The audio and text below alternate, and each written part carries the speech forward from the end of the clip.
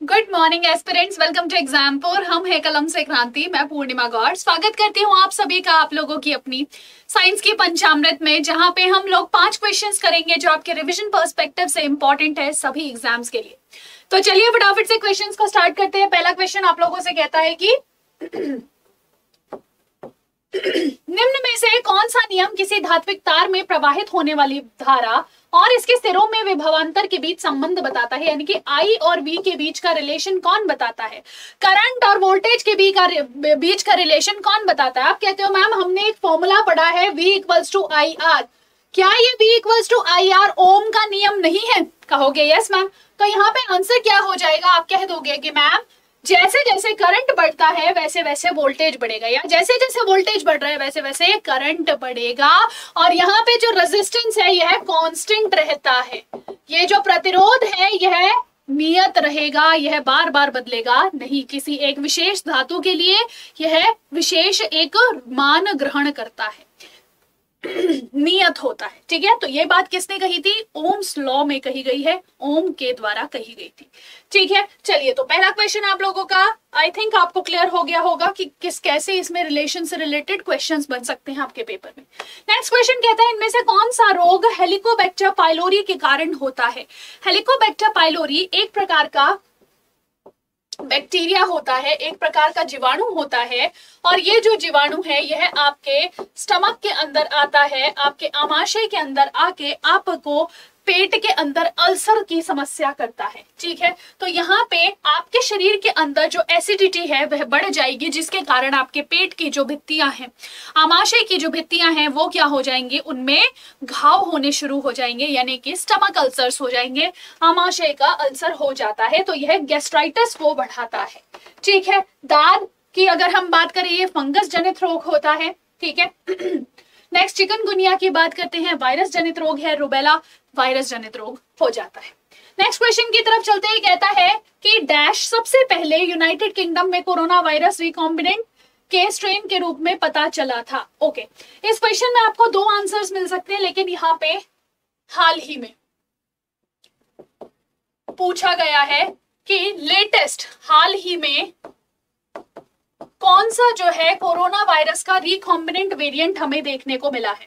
देखिए alpha, beta, delta, gamma और एस्प्लिसॉन और ना जाने कितने सारे वेरिएंट्स आए हैं, जिनमें से अगर मैं हाल ही की बात करूं तो हाल ही वाला जो वेरिएंट है वो है XE वेरिएंट। भारत में भी इसने दस्तक दे दी है, लेकिन अगर हम यहाँ पे बात करते हैं तो हमें क्या दिखाई देगा कि यह जो अपना रिकॉम्बिनेंट वेरिएंट है XE वेरिएंट हो जाता है। अच्छा, इसके अलावा अगर मैं अल्फा, बीटा और डेल्टा की बात करूं, ये सबसे पहले कहां मिले थे? तो आप कह देंगे मैम जो अल्फा वेरिएंट है यह भी यूके में ही था और ये शुरुआती वेरिएंट है। ठीक है, नेक्स्ट अगर बीटा की बात करते हैं साउथ अफ्रीका के अंदर हमको देखने को मिला था।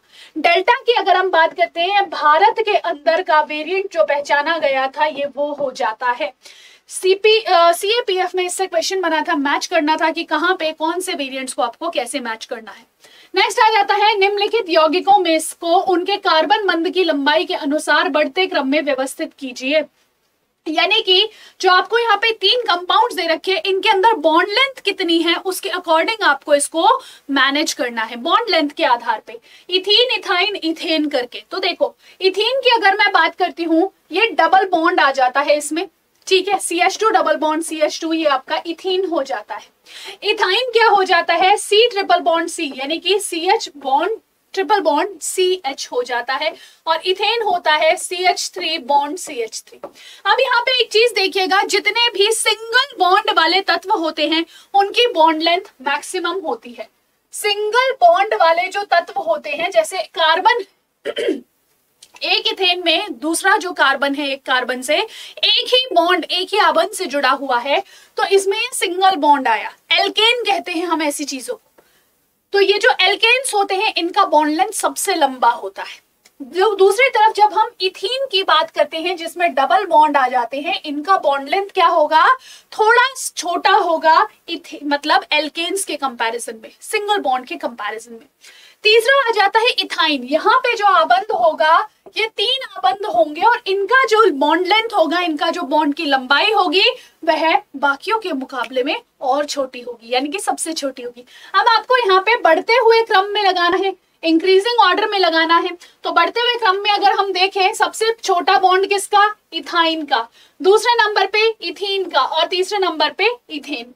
तो देख लीजिए क्या बनेगा, इथाइन, इथीन, इथेन। इस प्रकार से आपका ऑप्शन बन जाएगा बी, इसका करेक्ट आंसर हो जाएगा।